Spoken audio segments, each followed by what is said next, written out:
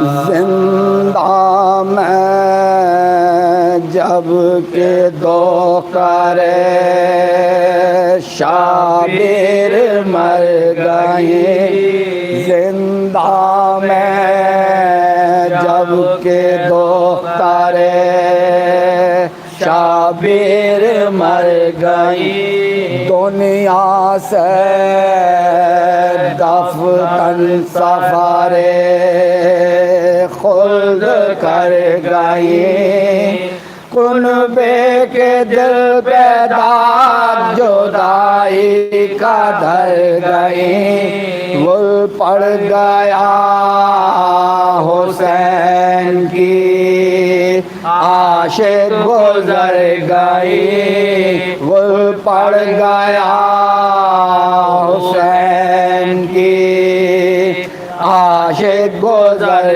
گئی جنت بسائی چھوڑ کے دنیا کے بات کو تازہ کیا ہے پھر علی اصغر کے داغ کو تازہ کیا ہے پھر علی اصغر کے داغ کو بازو ہلا کے بانوئے ناشاد پکاری بی بی پادر کے سینے سے اٹھاؤ تو سر ذرا باتیں ابھی تو کرتی تھی آنسو بہا بہا ساقط ہے نبض ہائے غضب سرد دست و پا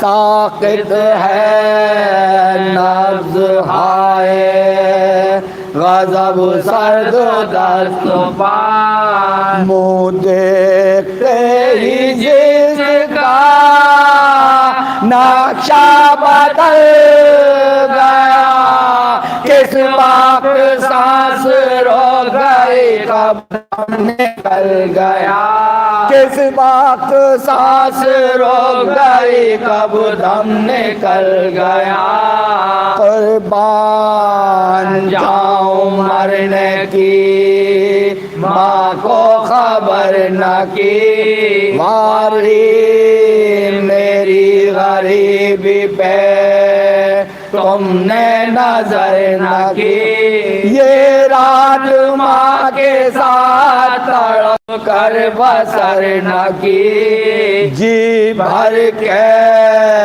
پھر زیارت روئے پدر نہ کی جی بھر کے پھر زیارت روئے پدر نہ کی چوتھے برس میں ہائے سدھاری جہان سے دو قید کے نہ اٹھ سکے ننھی سی جان سے دو قید کے نہ اٹھ سکے ننھی سی جان سے ماں صدقے جائے آج تڑپتی تھی شام سے روٹی ہوئی تھی مادر ناشاد کام سے مر کر ملی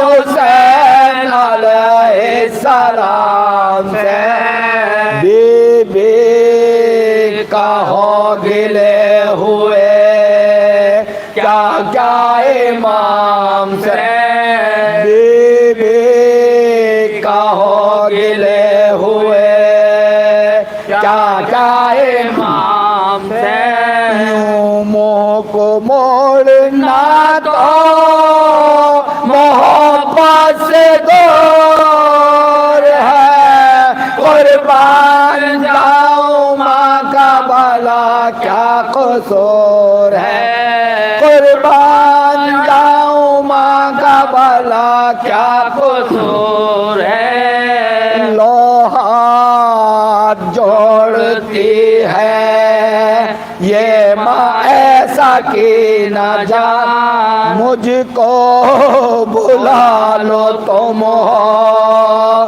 جہاں ایسا کی نہ جا ڈھونڈو نکل کے تم کو کہاں ایسا کی نہ جا مادر کو قبر ہے یہ مکان ایسا کی نہ جان مادر کو قبر ہے یہ مکان ایسا کی نہ جان میں جانتی ہوں موت سے بدتر حیات کو اب کون سوئے گا میرے پہلو میں رات کو اب کون سوئے گا میرے پہلو میں رات کو بچے یہ ماں تجھے کدھر اب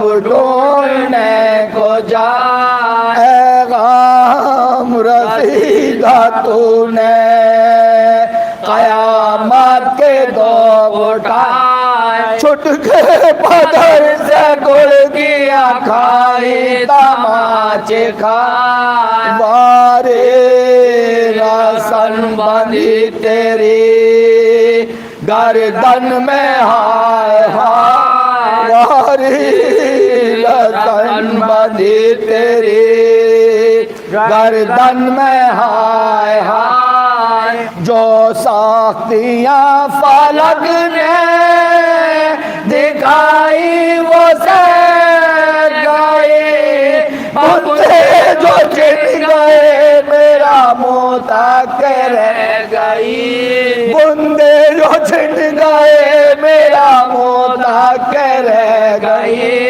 منہ ڈھانپتی تھی صبح کو جس دم میں نوح گئے اٹھ بیٹھتی تھی ساتھ میرے تم چشم تر اماں نہ رو کہتی تھی مجھے دیکھ کر اب پیٹتی ہوں سر تمہیں مطلق نہیں خبر اب پیٹتی ہوں سر تمہیں مطلق نہیں خبر مجھ سا بھی کوئی بے کس بے پر نہ ہوئے گا پہلو میں ماں کے بیٹھ کے اب کون روئے گا پہلو میں ماں کے بیٹھ کے اب کون روئے گا ایذا سے غم سے رنج اٹھانے سے چھوڑ گئی کنویں سے کیا کہ سارے زمانے سے چھوڑ گئی ہر صبح و شام عشق بہانے سے چھوڑ گئی اچھا ہوا کہ گڑ کیا کھانے سے چھوڑ گئی اچھا ہوا کہ گڑ کیا کھانے سے چھوڑ گئی نیند اڑ گئی تھی لوگوں کی بچی کے رین سے اب تو یزید رات کو سوئے گا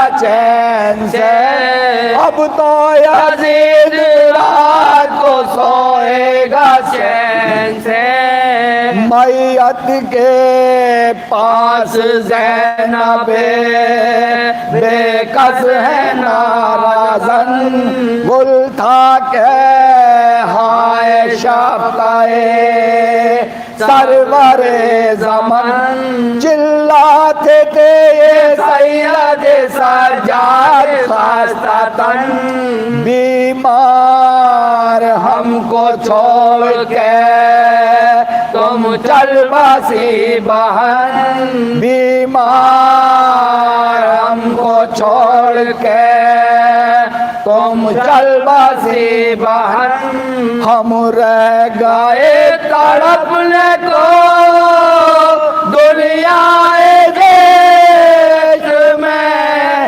کیا خوش نصیبی کے چلے تم بہشت میں کیا خوش نصیبی کے چلے تم بہشت میں زندہ میں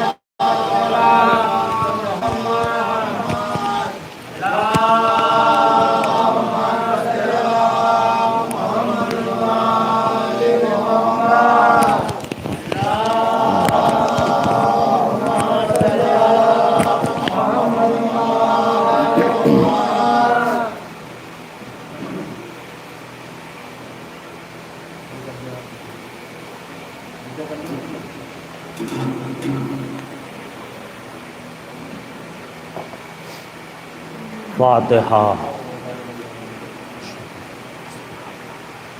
صلی اللہ علیہ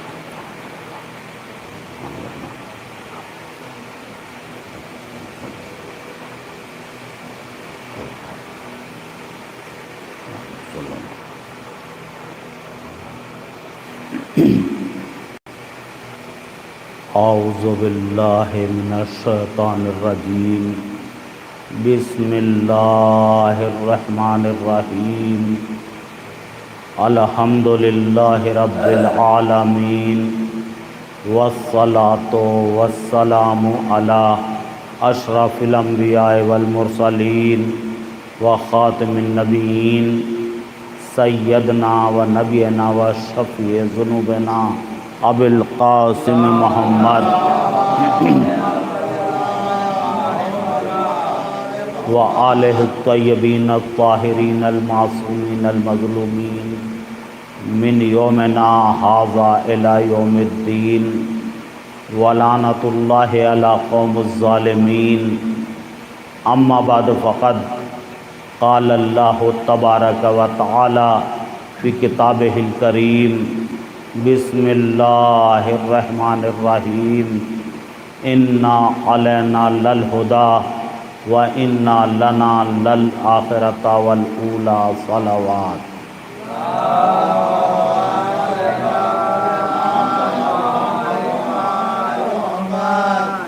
عزیزان محترم، میں نے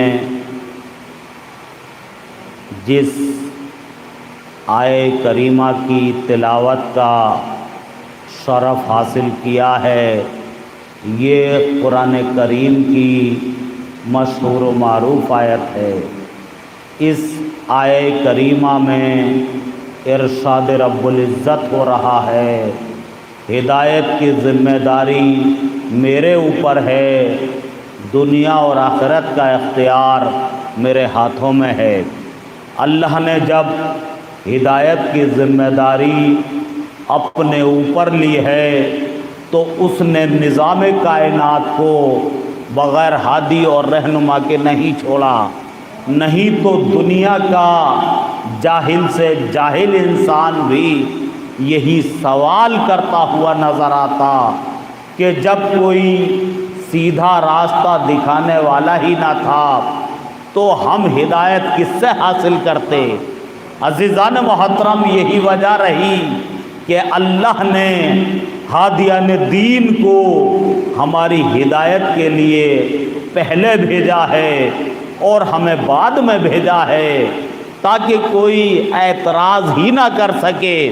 اور اللہ نے جس کو بھی ہادی بنا کر بھیجا ہے اس کو معصوم بنا کر بھیجا ہے، علم دے کر بھیجا ہے، دنیا والوں سے افضل بنا کر بھیجا ہے۔ عزیزان محترم، یہی وجہ ہے کہ جب ہمارے یہاں ولادت ہوتی ہے تو ہم روتے ہوئے پیدا ہوتے ہیں، لیکن جب ہادیان دین کے یہاں ولادت ہوتی ہے تو ہادیان دین اللہ کی توحید کا اقرار کرتے ہوئے آتے ہیں، رسول کی رسالت کا اقرار کرتے ہوئے آتے ہیں۔ ہم جاہل پیدا ہوتے ہیں، یہ عالم پیدا ہوتے ہیں۔ صلوات پڑھیے محمد وآل محمد۔ دیکھیے عزیزان محترم، میرا موضوع ہے ہدایت۔ اللہ کے نبی ہیں جناب سلیمان، آپ نے اللہ سے یہ دعا کی، پالنے والے تو مجھے ایسی بادشاہت عطا کر جیسی کائنات میں کسی اور کو عطا نہ کی ہو۔ اللہ کے نبی تھے، اللہ نے اپنے نبی کی دعا کو سن لیا اور آپ کو ایسی بادشاہت عطا کر دی جیسی کائنات میں کسی اور کو نہیں دی۔ عزیزان محترم، آپ کی حکومت انسانوں پر، جنات پر، چرند پر، پرند پر، پہاڑوں پر، دریاؤں پر، ہر شے پر، ہر مخلوق پر آپ کی حکومت تھی۔ جب اللہ نے آپ کو ایسی حکومت عطا کر دی تو آپ نے خیال کیا کہ مجھے اللہ کا شکر ادا کرنا چاہیے۔ شکریہ ادا کرنا اچھے لوگوں کا کام ہے۔ عزیزان محترم، آپ نے اپنے ہاتھوں کو بلند کیا، اے پروردگار، تو نے مجھے ایسی بادشاہت عطا کی ہے کائنات میں کسی اور کو نہیں دی، میں تیرا شکریہ ادا کرنا چاہتا ہوں۔ اللہ نے کہا، اے سلیمان، تم میرا شکریہ ادا نہیں کر سکتے، لیکن سلیمان نے کہا، اے پروردگار، میں تیرا شکریہ ادا کرنا چاہتا ہوں، بتاؤ کس طرح شکریہ ادا کرنا چاہتے ہو؟ کہا کہ میں تیری مخلوق کی ایک وقت کی دعوت کرنا چاہتا ہوں، یعنی دعوت کے ذریعے اللہ کا شکریہ ادا کرنا چاہتے تھے۔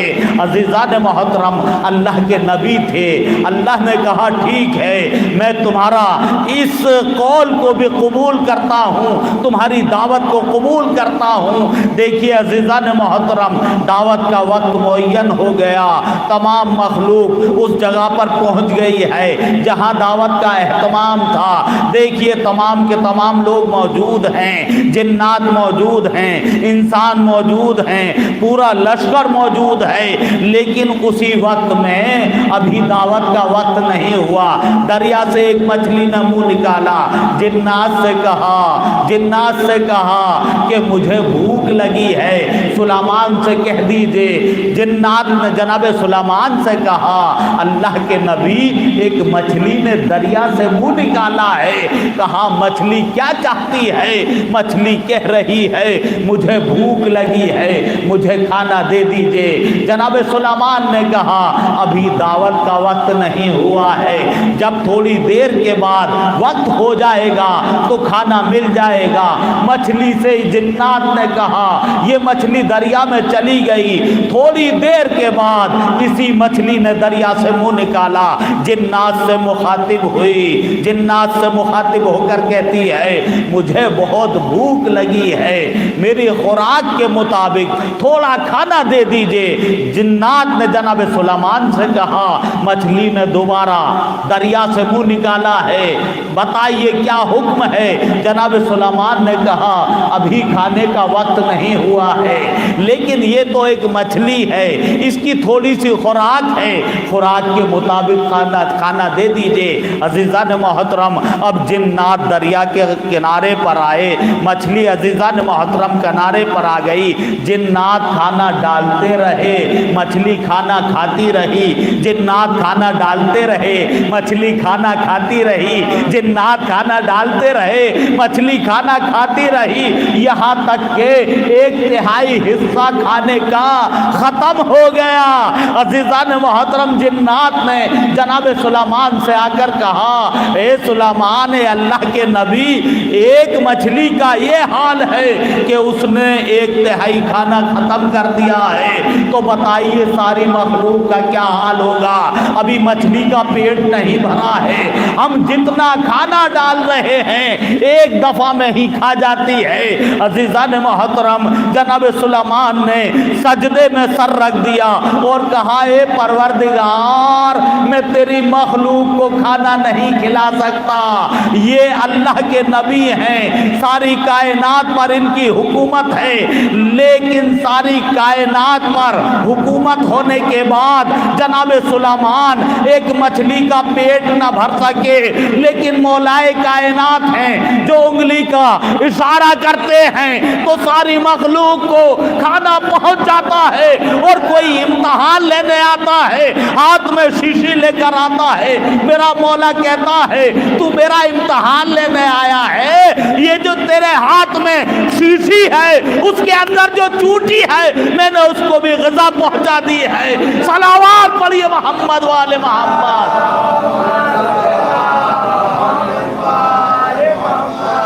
عزیزان محترم، کون ان کا مقابلہ کر سکتا ہے؟ کون ان جیسا ہو سکتا ہے؟ عزیزان محترم، حاتم طائی تھا، 40 دروازوں سے لوگوں میں رزق بانٹا کرتا تھا۔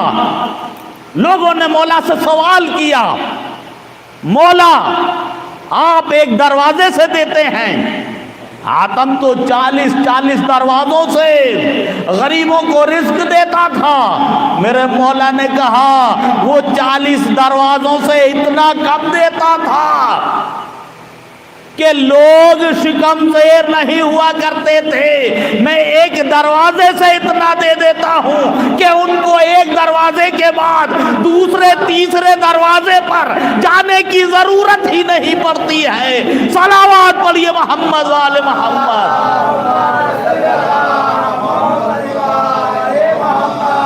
عزیزان محترم، ان کے برابر کوئی نہیں ہو سکتا، ان جیسا کوئی نہیں ہو سکتا۔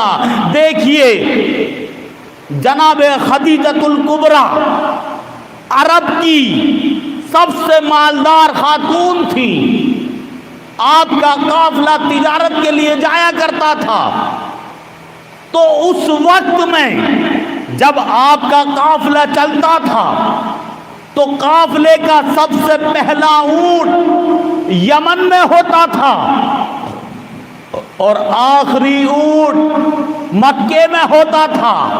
اندازہ لگائیے کہ کتنے لاکھوں کی تعداد میں آپ کے قافلے میں اونٹ ہوتے تھے اور ان پر سامان لدا ہوا ہوتا تھا۔ آپ کے برابر پورے عرب میں کوئی امیر نہیں تھا، آپ کے برابر کوئی مالدار نہیں تھا۔ عزیزان محترم، لیکن جب آپ کا قافلہ جاتا تھا تو مکے کے خطرناک لوگ عزیزان محترم راستے میں کھڑے ہو جایا کرتے تھے، آپ کے قافلے سے کوئی اونٹوں کو چرا کر لے جاتا تھا، کوئی سامان چرا کر لے جاتا تھا، اور جب آپ کے یعنی خدیجۃ الکبریٰ کے غلام خدیجۃ الکبریٰ سے آ کر کہتے تھے کہ جب ہمارا قافلہ مکے سے یمن جا رہا تھا تو ہمارے اتنے اونٹ چوری ہو گئے، اتنا سامان چوری ہو گیا، خدیجۃ الکبریٰ کو بڑا افسوس ہوتا تھا۔ لیکن خدیجۃ الکبریٰ اتنی امیر ہونے کے بعد ان لوگوں کا کچھ نہیں بگاڑ پائیں، آئیں حضرت ابو طالب کے پاس اور آنے کے بعد کہا، اے ابو طالب، جب میرا قافلہ مکے سے یمن جاتا ہے تو مکے کے راستے میں لوگ کھڑے ہو جاتے ہیں، میرے اونٹوں کو چرا کر لے جاتے ہیں، میرا سامان چرا کر لے جاتے ہیں۔ حضرت ابو طالب نے عزیزان محترم خدیجۃ الکبریٰ سے کہا، جاؤ اپنے گھر چلی جاؤ، لیکن آج کے بعد تمہارے قافلے سے کوئی اونٹ نہیں چرائے گا، کوئی سامان نہیں چرائے گا۔ حضرت ابو طالب عزیزان محترم مکے کے لوگوں کے سردار تھے۔ جناب ابو طالب نے مکے میں رہ کر ان لوگوں کو بلایا جو اونٹ چرا کر لے جایا کرتے تھے۔ تمام کے تمام لوگ حضرت ابو طالب کے خدمت میں آئے۔ حضرت ابو طالب نے طولانی خطبہ بیان کیا اور طولانی خطبے میں یہ کہا کہ دیکھو خدیجہ کا قافلہ جب مکے سے یمن جاتا ہے تو تم لوگ خدیجہ کے قافلے سے اونٹ چراتے ہو، سامان چراتے ہو، تمہیں غیرت نہیں آتی، تمہیں شرم نہیں آتی کہ ایک خاتون کے قافلے سے تم اونٹوں کی چوریاں کرتے ہو، تم سامان چراتے ہو۔ عزیزان محترم سب کے سب سر نیچے کر کے دیکھتے رہے ابو طالب کیا کہہ رہے ہیں، لیکن جب ابو طالب نے خطبہ دے دیا اس کے بعد لوگوں نے مری ہوئی آواز کے ساتھ کہا، اے ابو طالب ہم کیا کریں، یہاں چاروں طرف پہاڑ ہی پہاڑ ہیں، ہمارا کاروبار نہیں ہے، ہمیں اپنا خرچہ چلانا ہے، یہی وجہ ہے کہ ہم خدیجہ کے قافلے سے اونٹوں کو چراتے ہیں، خدیجہ کے قافلے سے سامان چراتے ہیں۔ عزیزان محترم حضرت ابو طالب نے کہا کہ تمہیں عزت کی زندگی راس نہیں آتی ہے، میں تمہیں کام بتاتا ہوں، جس کے گھر میں ایک اونٹ ہے وہ ایک اونٹ لے کر آئے، جس کے گھر میں 2 اونٹ ہیں وہ 2 اونٹ لے کر آئے، جس کے گھر میں 4 اونٹ ہیں وہ 4 اونٹ لے کر آئے، جس کے گھر میں 10 اونٹ ہیں وہ 10 اونٹ لے کر آئے، جس کے گھر میں بھیڑیں ہیں وہ بھیڑیں لے کر آئے، جس کے گھر میں بکریاں ہیں وہ بکریاں لے کر آئے، جس کے گھر میں جو سامان ہے وہ سب سامان لے کر آؤ۔ عزیزان محترم حضرت ابو طالب نے کہا کہ دیکھو میں تم سے وعدہ کرتا ہوں کہ جو ایک اونٹ لے کر آئے گا اس کو 2 اونٹ دوں گا، جو 2 اونٹ لے کر آئے گا اس کو 4 اونٹ دوں گا، جو 4 اونٹ لے کر آئے گا اس کو 8 اونٹ دوں گا، جو 10 اونٹ لے کر آئے گا اس کو 20 اونٹ ملیں گے، جو جتنا سامان لے کر آئے گا میں اس کا ڈبل سامان قافلے کی واپسی پر دوں گا۔ لیکن خیال رہے اب خدیجہ کے قافلے سے نہ کوئی اونٹ چرائے نہ کوئی سامان چرائے۔ عزیزان محترم جو مکے کے چور تھے حضرت ابو طالب نے ان کو قافلے کا سالار بنا دیا۔ صلوات پڑھیے محمد والے محمد۔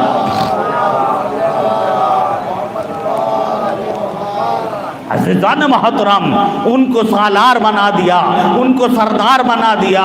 اب جناب خدیجۃ الکبریٰ کا قافلہ مکے سے یمن کی طرف جا رہا ہے۔ اب دیکھیے عزیزان محترم جو اونٹ چرانے والے تھے انہوں نے اونٹ نہیں چرائے ہیں، وہ قافلے کی دیکھ بھال کر رہے ہیں، چونکہ ان کو لالچ تھا کہ میں نے 2 اونٹ دیے ہیں تو مجھے 4 اونٹ ملیں گے، میں نے 10 اونٹ دیے ہیں مجھے 20 اونٹ ملیں گے، میں نے اتنا سامان دیا ہے مجھے اس کا ڈبل ملے گا۔ عزیزان محترم سب کے دل میں خیال ہے اب کوئی چوری نہیں کرتا۔ قافلہ یمن چلا گیا ہے، جب قافلہ یمن چلا گیا اب جو واپسی میں یہ قافلہ آیا ہے تو خدیجۃ الکبریٰ نے سرکار دو عالم کے عزیزان محترم خدیجۃ الکبریٰ نے سرکار دو عالم کے چچا حضرت ابو طالب سے بات کی، آپ کے خدمت میں آئیں اور آنے کے بعد کہتی ہیں اے ابو طالب جب سے آپ نے اعلان کیا ہے کہ میں 1 کے بدلے 2 گنا دوں گا، میرے قافلے میں بڑی برکت ہوئی ہے، میرا کوئی سامان چوری نہیں ہوا ہے، میں اتنا سامان آپ کو دیتی ہوں۔ لیکن حضرت ابو طالب نے کہا اے خدیجہ مجھے تجھ سے کوئی سامان نہیں چاہیے، لیکن جو میں نے وعدہ کیا ہے ان کو ڈبل سامان دینا ہے۔ انہی مکے والوں کو بلایا اور بلانے کے بعد کہا بتا تو نے کتنا سامان دیا؟ جس نے جتنا سامان دیا حضرت ابو طالب نے اس کا ڈبل کر دیا۔ لیکن عزیزان محترم یہ چوریاں تو بند ہو گئیں، لیکن حضرت ابو طالب نے خدیجۃ الکبریٰ سے کہا اے خدیجہ میں تیرے قافلے میں اپنے بھتیجے محمد کو بھیجنا چاہتا ہوں۔ اب جناب خدیجۃ الکبریٰ نے جیسے ہی سنا کہ محمد کو ابو طالب میرے قافلے میں بھیج رہے ہیں تجارت کے لیے، تو جناب خدیجۃ الکبریٰ نے کہا یہ تو وہی محمد ہے جس کے چہرے سے نور نکلتا ہے، یہ تو وہی محمد ہے جس کے چہرے کی میں زیارت کرتی ہوں۔ فوراً کہا اے ابو طالب مجھے قبول ہے، میرے قافلے کے ساتھ محمد کو بھیج دیجئے۔ عزیزان محترم سرکار دو عالم قافلے میں گئے۔ اب جو قافلہ واپسی میں آیا ہے تو جتنا منافع ہونا تھا اس سے بھی 10 گنا زیادہ منافع ہوا۔ دیکھیے عزیزان محترم سرکار دو عالم کے قدم کی برکت تھی کہ 10 گنا زیادہ منافع ہوا۔ اب دیکھیے عزیزان محترم، دوسری مرتبہ قافلہ جا رہا ہے، لیکن دوسری مرتبہ خدیجۃ الکبریٰ نے اپنے غلام میسرہ سے کہا، میسرہ میں تمہیں اس قافلے میں بھیج رہی ہوں محمد کے ساتھ، تمہارا کام یہ نہیں ہے کہ تم قافلے میں رہو، قافلے کی دیکھ بھال رکھو، تمہارا کام تو صرف اتنا ہے کہ تم محمد کے ساتھ ساتھ رہنا، تمہیں یہ دیکھنا ہے کہ محمد اٹھتا کیسے ہے، محمد بیٹھتا کیسے ہے، محمد سوتا کیسے ہے، محمد چلتا کیسے ہے، محمد باتیں کیسے کرتا ہے۔ عزیزان محترم، تمہیں محمد کے کردار کو دیکھنا ہے۔ دیکھیے عزیزان محترم، قافلہ چلا، جب قافلے کی واپسی ہوئی تو قافلے میں بڑا منافع ہوا، جب منافع ہوا تو میسرہ خدیجۃ الکبریٰ کے پاس آیا اور آنے کے بعد کچھ بتانا چاہتا ہے۔ خدیجۃ الکبریٰ نے کہا، اے میسرہ، میں تجھ سے یہ نہیں پوچھ رہی کہ کتنا منافع ہوا، کتنا نقصان ہوا، مجھے تو اتنا بتا دے کہ محمد اٹھتے کیسے تھے، محمد بیٹھتے کیسے تھے، محمد چلتے کیسے تھے۔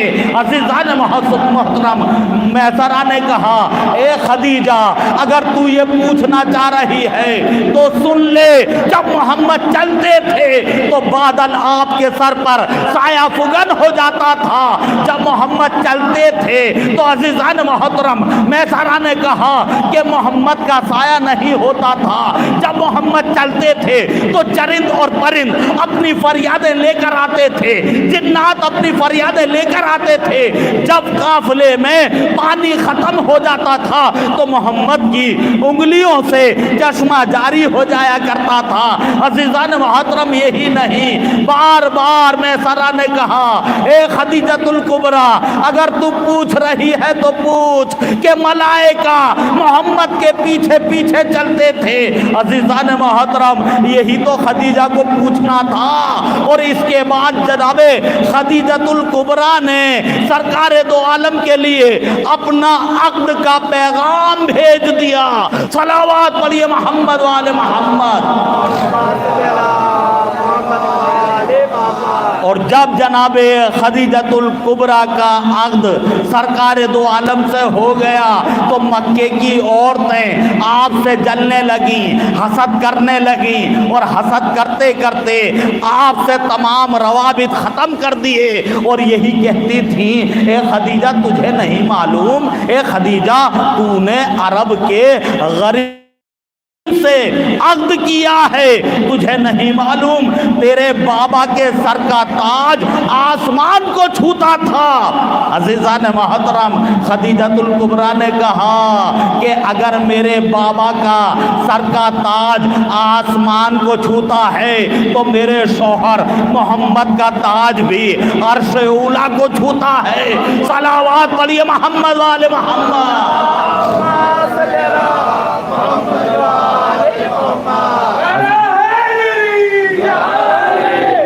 عزیزان محترم،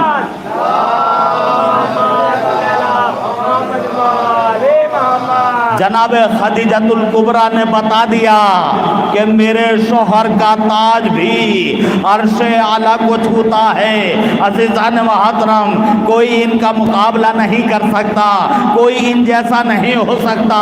سرکار دو عالم نماز پڑھا رہے ہیں، منافق پیچھے کھڑے ہوئے ہیں، وہ دیکھ رہے ہیں کہ سرکار دو عالم کہتے ہیں کہ میں آگے کو بھی اسی طرح دیکھتا ہوں جس طرح پیچھے کو دیکھتا ہوں۔ آپ نماز میں ہیں، صحابہ پیچھے کھڑے ہوئے ہیں، آپ اگر رکوع میں ہوتے ہیں تو یہ صحابہ قیام میں ہوتے ہیں، آپ اگر سجدے میں ہوتے ہیں تو یہ قیام میں ہوتے ہیں، یہ بیٹھے ہوئے ہوتے ہیں۔ جب نماز تمام ہو گئی، سرکار دو عالم نے کہا، تمہیں معلوم نہیں ہے کہ تم جماعت کی توہین کرتے ہو؟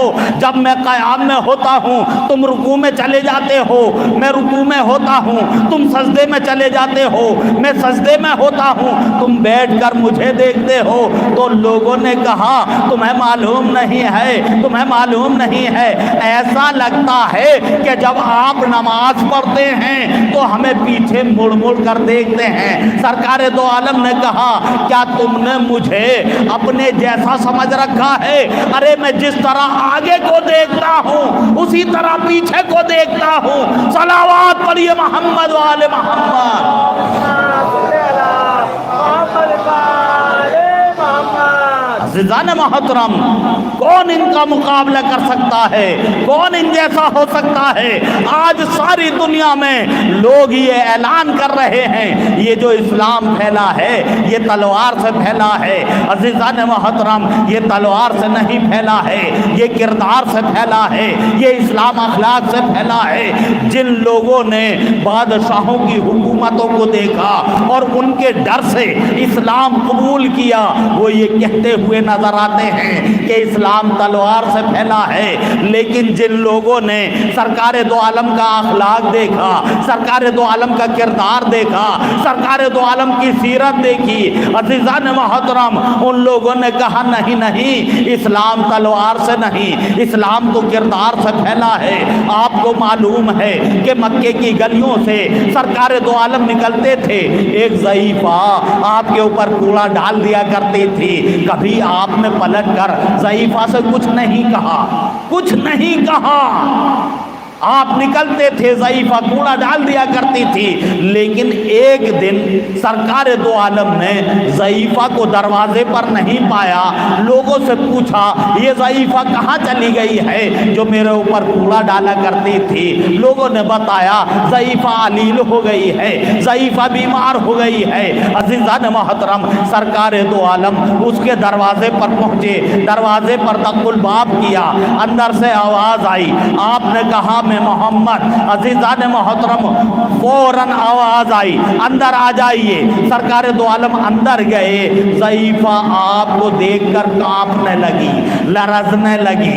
سرکار دو عالم نے کہا اے ضعیفہ کیوں کانپ رہی ہے، کیوں لرز رہی ہے؟ عزیزان محترم، ضعیفہ نے کہا اے محمد اب میں بیمار ہو گئی ہوں، اب تم بدلہ لینے کے لیے آئے ہو۔ آپ نے کہا اے ضعیفہ میں بدلہ لینے کے لیے نہیں آیا ہوں، میں تو تیری عیادت کے لیے آیا ہوں۔ جب ضعیفہ نے سنا کہ عیادت کے لیے آئے ہیں، فوراً کہتی ہے اے محمد آپ سچے ہیں، آپ کا دین سچا ہے، مجھے بھی اپنے دین کا کلمہ پڑھوا دیجئے۔ سرکار دو عالم نے کلمہ پڑھوایا، ضعیفہ مسلمان ہو گئی۔ بتائیے کہاں مجبور کیا گیا، کہاں تلوار چلائی گئی؟ آپ کا کردار دیکھا، آپ کا اخلاق دیکھا، فوراً یہ ضعیفہ مسلمان ہو گئی۔ صلوات پڑھیے محمد والے محمد۔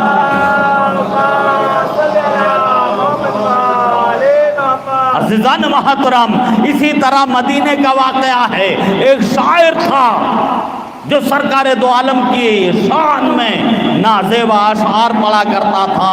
صحابہ کرام نے سرکار دو عالم سے کہا اللہ کے نبی ایک شاعر ہے جو آپ کی شان میں نازیب اشعار پڑھتا ہے۔ دیکھیے عزیزان محترم، سرکار دو عالم چپ رہے، خاموش رہے، لیکن یہ صحابہ اس کو گرفتار کر کے، اس کے ہاتھوں کو باندھ کر، اس کے پیروں کو باندھ کر سرکار دو عالم کی خدمت میں لائے۔ اور عزیزان محترم، سرکار دو عالم نے جیسے ہی شاعر کو دیکھا فوراً حکم دیا کہ اس کی زبان کو کاٹ دیا جائے۔ اب جو جنگوں سے فرار کرتے رہے، جنگوں سے بھاگتے رہے، ان لوگوں نے خیال کیا کہ اس کی زبان تو کاٹنا بہت آسان بات ہے، ہمارے پاس چھری ہے، خنجر ہے، تلوار ہے، ہم ابھی سیکنڈوں میں اس کی زبان کاٹتے ہیں، یہ بھی کوئی بڑی بات ہے۔ عزیزان محترم، ابھی لوگ یہ گفتگو کر رہے تھے، کون لوگ تھے جو جنگوں سے فرار ہوتے رہے، جنگوں سے بھاگتے رہے، رہے وہی لوگ یہ مشورہ کر رہے ہیں کہ یہ تو بہت آسان بات ہے، ابھی کر کے دکھاتے ہیں، ابھی اس کی زبان کاٹتے ہیں۔ اسی وقت میں مولائے کائنات سرکار دو عالم کو آتے ہوئے دکھائی دیے۔ سرکار دو عالم نے کہا علی اس کی زبان کاٹ دو۔ جو صحابی کہہ رہے تھے ابھی ہم زبان کاٹ کر دکھاتے ہیں، عزیزان محترم انہی نے کہا کہ یہ بھی کوئی بڑی بات تھی، آج بھی علی کو موقع دے دیا، علی اس کی زبان کاٹو۔ یہ کام تو ہم بھی کر سکتے تھے، لیکن دیکھتے ہیں کہ علی اس کی زبان کس طرح کاٹیں گے۔ عزیزان محترم مولائے کائنات نے کہا اس کے ہاتھوں کو آزاد کرو، اس کے پیروں کو آزاد کرو، اور اس کو اپنے ساتھ لے کر ایک جگہ پر لے کر پہنچے۔ تمام کے تمام صحابی مولائے کائنات کے پیچھے پیچھے ہیں، دیکھتے ہیں علی کس طرح زبان کاٹیں گے۔ مولائے کائنات نے عزیزان محترم تمام صحابہ کے سامنے یہ اعلان کیا کہ دیکھ یہ جو سواری ہے یہ میں تجھے دے رہا ہوں، اور میں تجھ سے کہہ رہا ہوں کہ جا میں نے تجھے آزاد کیا۔ اب جو عزیزان محترم مولائے کائنات نے اس کو آزاد کیا ہے، تو تمام صحابی جو یہ کہہ رہے تھے کہ ہم زبان کاٹیں گے، ہم زبان کاٹیں گے، ہم زبان کاٹیں گے، یہ تو بہت آسان بات ہے، آج بھی علی کو موقع دے دیا۔ سرکار دو عالم کے خدمت میں آ گئے، اور آنے کے بعد کہتے ہیں اللہ کے نبی آپ تو یہ کہتے ہو کہ علی بڑا اطاعت گزار ہے، علی بڑا فرما بردار ہے، لیکن آج علی نے آپ کی اطاعت نہیں کی، آپ کا حکم نہیں مانا، آپ نے تو یہ حکم دیا تھا کہ اس کی زبان کاٹ دینا، لیکن علی نے کھلم کھلا حکم کی نافرمانی کی ہے، اس کو اپنا گھوڑا بھی دے دیا اور کہا جا میں نے تجھے آزاد کیا۔ یہ کہاں زبان علی نے کاٹی ہے؟ علی نے تو اس کو فرار کر دیا ہے۔ سرکار دو عالم نے کہا ارے جو میں نے کہا تھا وہ علی نے کر دکھایا ہے، جاؤ کل اتنے وقت اسی جگہ پر آنا، فیصلہ ہو جائے گا۔ صلوات پڑھیے محمد والے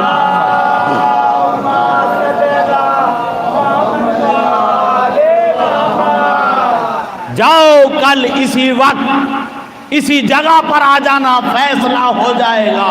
یہ لوگ پریشان ہیں، حیران ہیں۔ سرکار نے کہا تھا تلوار سے زبان کاٹنی ہے، لیکن علی نے فرار کر دیا ہے۔ دیکھتے ہیں سرکار دو عالم کس طرح علی کا بچاؤ کرتے ہیں۔ عزیزان محترم آ گئے وقت سے پہلے سرکار دو عالم کے خدمت میں، تمام کے تمام صحابہ سرکار دو عالم کے خدمت میں آ کے بیٹھ گئے۔ دیکھتے ہیں کس طرح فیصلہ دیتے ہیں۔ عزیزان محترم ابھی سب بیٹھے ہوئے تھے کہ وہی شاعر آیا، اور آنے کے بعد عزیزان محترم جو نازیبا اشعار پڑھتا تھا سرکار دو عالم کی مدح کرتا ہوا آیا، سرکار دو عالم کا قصیدہ پڑھتا ہوا آیا۔ عزیزان محترم سرکار دو عالم کا قصیدہ پڑھتا ہوا آیا، اور آنے کے بعد کہتا ہے اللہ کے نبی پوری رات سویا نہیں ہوں، آپ کی مدح میں اشعار لکھے ہیں۔ اور عزیزان محترم کہتا ہے اللہ کے نبی مجھے کلمہ پڑھوا دیجئے، آپ سچے ہیں، آپ کا دین سچا ہے۔ عزیزان محترم سرکار دو عالم نے کلمہ پڑھوایا، یہ مسلمان ہو گیا۔ سرکار دو عالم نے کہا اگر علی تلوار سے اس کی زبان کو کاٹ دیتے تو یہ کبھی کلمہ نہ پڑھتا، کبھی مسلمان نہ ہوتا، اس کا کام ہی تمام ہو جاتا، لیکن علی نے اس کی زبان تلوار سے نہیں کردار سے کاٹی ہے، اخلاق سے کاٹی ہے۔ جو میں نے کہا تھا علی نے کر دکھایا ہے۔ صلوات پڑھیے محمد والے محمد۔ عزیزان جو گلی گلی علی علی علی علی نعرے سلوات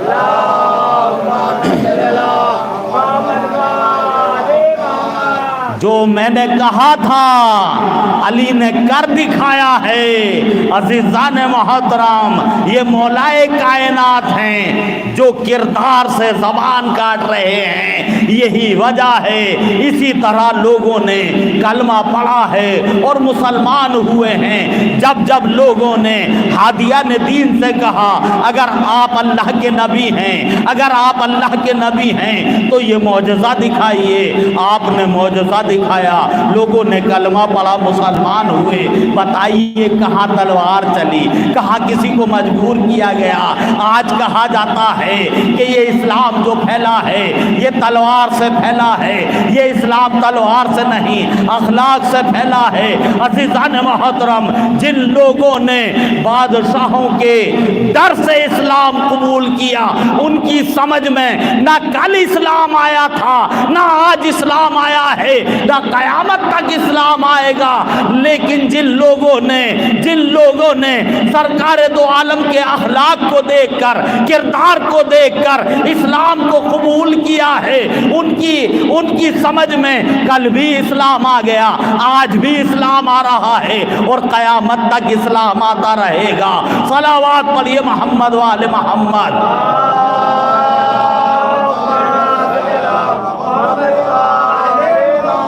عزیزان محترم، بادشاہوں نے لوگوں کو مجبور کیا، لوگوں کے سر کاٹے اور اپنی حکومت کا نام اسلام دیا، اپنی حکومت کا نام اسلام دیا۔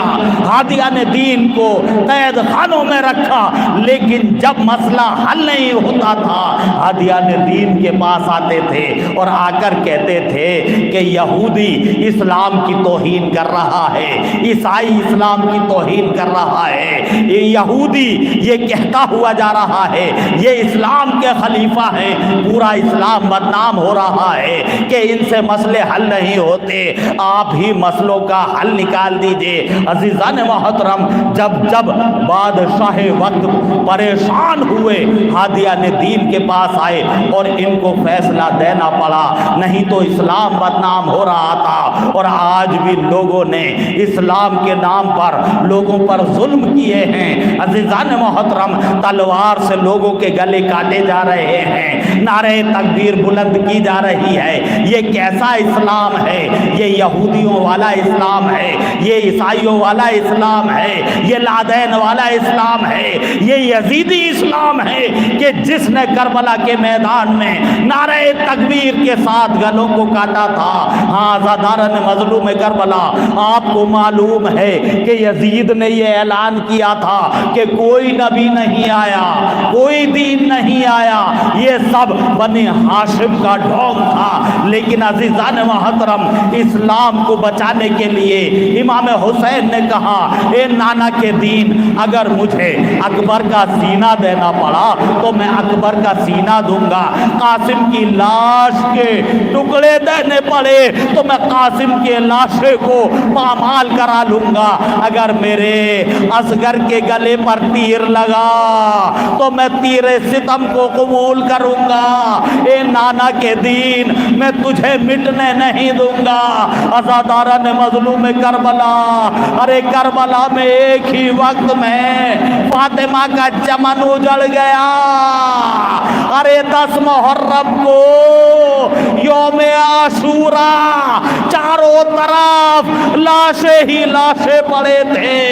اور عزاداروں خیال کیجئے، کسی غریب سے غریب کا انتقال ہوتا ہے، اس کے لاشے کو کتنے احترام کے ساتھ دفن کیا جاتا ہے۔ ہم سب اکٹھے ہو کر اس غریب کے گھر پر پہنچ جاتے ہیں، بچوں کو دلاسا دیتے ہیں، کتنے احترام سے لاشا اٹھایا جاتا ہے، قبرستان تک لے جایا جاتا ہے، کتنے احترام سے لاشے کو قبر میں اتارتے ہیں، دفن کرتے ہیں۔ لیکن جو جوانان جنت کا سردار عزادارو، اس کا لاشا زمین کربلا پر پڑا رہا، گھوڑوں کی ٹاپوں سے پامال ہوا۔ عزاداران مظلوم کربلا جب تمام بیویاں 11 محرم کو لاش امام مظلوم پر آئی ہیں، عزادارو جناب زینب نے کہا بھیا میں اتنی مجبور ہوں، میرے سر پر چادر نہیں، اگر چادر ہوتی تو میں چادر کا کفن دے دیتی۔ سید سجاد کہتے ہیں کیا کوئی اتنا بھی مظلوم ہے کہ اس کے باپ کا جنازہ پڑا رہے اور بیٹا باپ کے لاشے کو دفن نہ کر سکے؟ اے بابا میرے ہاتھوں میں ہتھکڑیاں ہیں، پیروں میں بیڑیاں ہیں، کمر میں لنگر، گلے میں خاردار توق، اے بابا میں مجبور ہوں، میں آپ کو دفن نہ کر سکا۔ عزاداران مظلوم کربلا سید سجاد کا چہرہ سفید ہو گیا، متغیر ہو گیا۔ جناب زینب نے کہا اے بیٹا سجاد یہ چہرہ متغیر کیوں ہو گیا؟ پھوپھی اماں آپ کو معلوم نہیں کہ میں بابا کے لاشے سے جا رہا ہوں لیکن لاشے کو دفن نہیں کر پا رہا۔ عزاداران مظلوم کربلا 11 محرم کا دن بھی کسی قیامت سے کم نہیں ہے۔ عزاداران مظلوم کربلا ارے شمر کچھ فوجی جوان لے کر آیا اور آنے کے بعد کہتا ہے اہل حرم سے کہتا ہے اب قافلہ کربلا سے کوفے کی طرف جا رہا ہے، آؤ میں تمہیں سوار کرا دوں۔ عزادارو جناب زینب نے کہا خاموش، تجھے نہیں معلوم ہم نبی زادیاں ہیں، نامحرم ہم سے ہاتھ نہیں لگا سکتا۔ عزادارو جناب زینب نے ایک ایک بیوی کو بلایا، رواب آؤ میں آپ کو سوار کراؤں، فضہ آؤ میں آپ کو سوار کراؤں، لیلا آؤ میں آپ کو سوار کراؤں۔ عزادارو ایک ایک بیوی کو سوار کرا دیا، جناب سکینہ کو سوار کرا دیا، لیکن ایک مرتبہ لاشوں کی طرف دیکھ کر کہتی ہیں اکبر ارے اپنی پھوپھی کو سوار کرا دیجئے، بھیا عباس یہ زینب اسیر ہو کر جا رہی ہے، آؤ اپنی بہن کو سوار کراؤ۔ ارے سید سجاد نے جناب زینب کا شانہ پکڑا، جناب زینب سوار ہو گئی، ابھی چند ہی قدم چلی تھی تو شمر نے کہا قافلے کو روکا جائے، قافلہ روکا گیا۔ شمر کہتا ہے میں نے سنا ہے حسین اپنی بیٹی سے بڑی محبت کرتے تھے، اپنے سینے پر سلاتے تھے۔ سید سجاد نے کہا ہاں وہ میری بہن سکینہ ہے، وہ میری بہن سکینہ ہے، وہ میری پھوپھی زینب کے ساتھ ہے۔ عزاداران مظلوم کربلا اب شمر نے کہا کہ حسین بہت محبت کرتے تھے نا سکینہ سے، اس لیے ہر اونٹ پر 2 سوار ہو سکتے ہیں، سکینہ کو اکیلے اونٹ پر سوار کیا جائے گا۔ عزادارو بیویوں کو سوار کر دیا، ارے سکینہ اکیلے اونٹ پر ہیں، سکینہ تڑپ تڑپ کر کہتی ہیں بھیا سجاد مجھے اونٹ سے اتارو، میں اکیلے نہیں بیٹھوں گی، پھوپھی زینب مجھے اونٹ سے اتارو، میں اکیلے نہیں بیٹھوں گی۔ عزاداران مظلوم کربلا شمر آیا، آنے کے بعد جناب سکینہ کے ہاتھوں کو اونٹ سے باندھ دیا۔ عزادارو جناب اب بھی اکیلی اونٹ پر عزاداران مظلوم کربلا شمر ایک مرتبہ اور آیا، ارے سکینہ کے اونٹ کو روکا، زمین پر بٹھایا، جناب سکینہ کو عزادارو اونٹ کی برہنہ پشت پر باندھ دیا۔ ارے اب جو اونٹ کو چلایا، ارے جیسے ہی اونٹ میں تو آپ کے سینے پر سوتی تھی، مجھے اونٹ کی پیٹھ پر باندھا گیا ہے۔ आज़ादारन एक रसन में 12 गले। आज़ादारन मजलूम करबला सकीना की हालत ये है, एक कदम जमीन पर रखती हैं तो दूसरा कदम उठा लेती हैं, दूसरा कदम जमीन पर रखती हैं तो पहला कदम उठा लेती हैं। आज़ादारो, अरे यजीद ने शिम्र से पूछा ये कौन बच्ची है? शिम्र ने बताया ये हुसैन की बच्ची सकीना है। आज़ादारो, यजीद ने जनाब सकीना से सवाल किया, ए सकीना ये बताओ अपना एक पैर जमीन से क्यों उठाती हो? जनाब सकीना ने कहा, ए यजीद तेरी फौज ने हम 12 असीरों के गले एक रसन में बांधे हैं, मेरा कद छोटा है, जब ये खड़े होते हैं मेरे गले की रस्सी खिंचती है, मेरा गला घुटता है। आज़ादारन मजलूम करबला दूसरी मर्तबा यजीद ने कहा, ए सकीना एक हाथ मुंह पर क्यों रखे हो, एक हाथ गले पर क्यों रखे हो? आज़ादारन मजलूम करबला आपकी आवाजें बुलंद हो गई, आंसुओं का दरिया जारी रहने दीजिए। आज़ादारो घुट घुट के ना रोइए, आज जनाब सकीना का कैद खाना बना है। आज़ादारन मजलूम करबला जनाब सकीना से सवाल किया, सकीना एक हाथ मुंह पर क्यों है, एक हाथ गले पर क्यों है? जनाब सकीना ने कहा, एक हाथ मेरे चेहरे पर इसलिए है, मेरी फूफियों के बाल, मेरी माओ के बाल लंबे हैं, उन्होंने अपने बालों से अपने चेहरे का पर्दा किए हैं, लेकिन मेरे बाल छोटे हैं इसलिए अपने हाथों से अपने चेहरे का पर्दा कर रही हो। दूसरा सवाल किया, सकीना एक हाथ गले पर क्यों रखा है? आज़ादारो जनाब सकीना ने कहा, ए यजीद मेरा गला रस्सी से जख्मी हो गया है इसलिए मैंने एक हाथ गले पर रखा है। यजीद कहता है, सकीना मैंने सुना है तुम्हारा बाबा हुसैन तुमसे बहुत मोहब्बत करता था। आज़ादारो जनाब सकीना ने कहा, मेरा बाबा मुझसे बहुत मोहब्बत करता था, मुझे अपने सीने पर सुलाता था। यजीद ने कहा, मैं तो उस वक्त समझूंगा कि जब तेरे बाबा का सार तेरी गोद में आ जाए। जनाब सकीना ने जला हुआ दामन उठाया, बाबा आपकी और मेरी मोहब्बत का दरबार में इम्तिहान हो रहा है। बाबा आपका सार मेरी गोद में आ जाए, ये सुनना था। तश्त तला से सर बुलंद हुआ, सकीना की गोद में आ गया। आज़ादारो ये काफिला कैद खाने में भेज दिया गया। आज़ादारो चंद जुमले और रब्ते मसाइब, चूँकि जनाब सकीना का कैद खाना बना है, आपने जनाब सकीना के कैद खाने की ज़ियारत की है। आज़ादारन मजलूम करबला जनाब सकीना कैद खाने के दरवाजे पर आकर अपनी फूफी अम्मा से कहा करती थी, फूफी अम्मा ये परिंदे कहाँ जा रहे हैं? आज़ादारो जनाब ज़ैनब कहती थी, सकीना, और चौंक कर उठी, बाबा बाबा आए हो, बाबा कहाँ चले गए?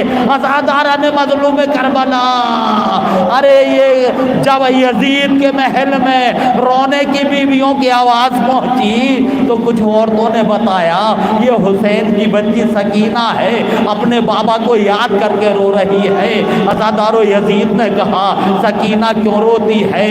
आज़ादारो बताया अपने बाबा को याद करके रोती है।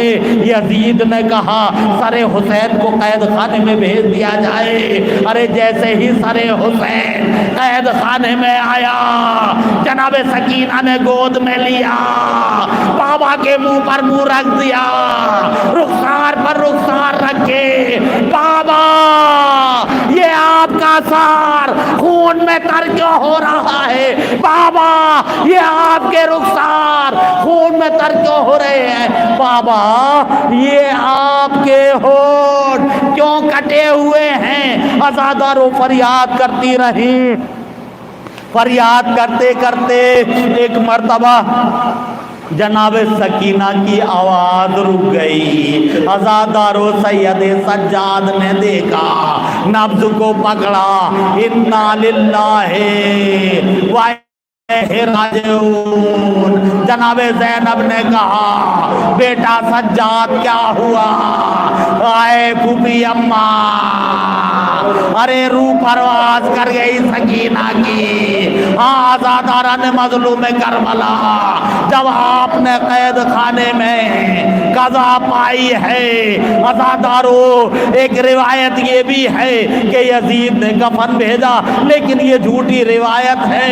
عزادارہ نے مظلوم کربلا یہ سچی روایت ہے کہ غسالہ غسل دینے کے لیے آئی، لیکن جب کرتے کو جسم سے چپکا ہوا دیکھا تو سوال کیا کیا یہ بچی بیمار تھی؟ جناب زینب نے کہا یہ بیمار نہیں تھی، اس کی پشت پر اتنے تازی آنے لگے کہ اس کا کرتا اس کے جسم سے چپک گیا۔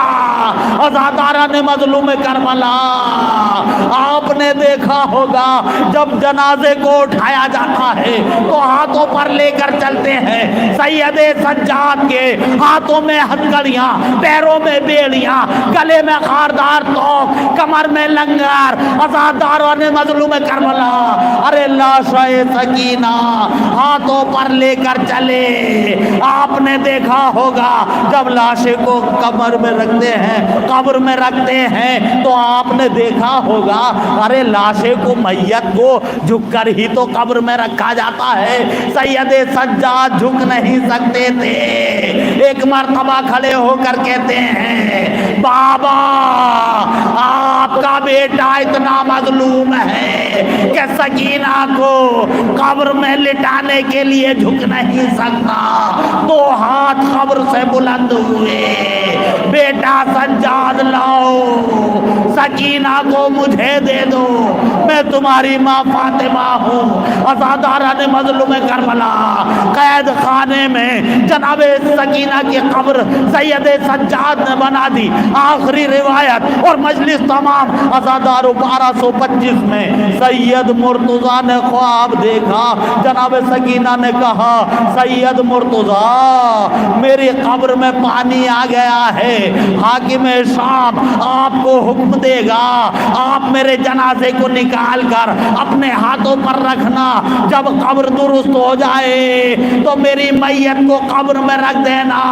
عزادارہ نے مظلوم کربلا جو خواب سید مرتضیٰ نے دیکھا وہی خواب حاکم شام نے دیکھا، اپنے غلام کو سید مرتضیٰ کے پاس بھیجا۔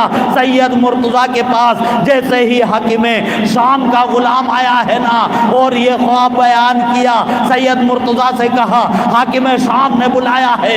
سید مرتضیٰ حاکم شام کے پاس پہنچے، حاکم شام نے کہا میں نے یہ خواب دیکھا ہے، کہا میں نے بھی یہی خواب دیکھا ہے، کہا ٹھیک ہے، لوگوں کو لے کر جناب سکینہ کے قبر پر پہنچے، قبر کو کھودا گیا۔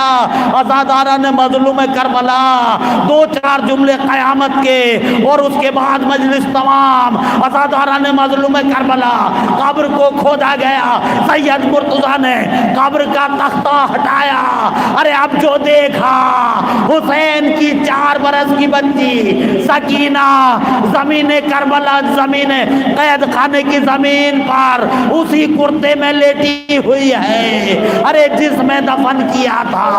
سید مرتضیٰ چیخ مار کر رونے لگے، سر پیٹنے لگے۔ لوگوں نے کہا سید مرتضیٰ کیا ہوا؟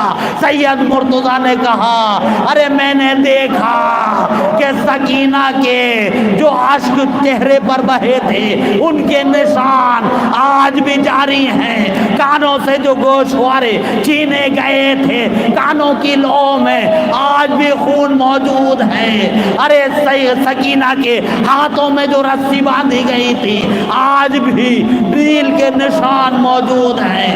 سید مرتضیٰ نے جناب سکینہ کی قبر بنائی، جناب سکینہ کی قبر بنائی، ماتم حسین۔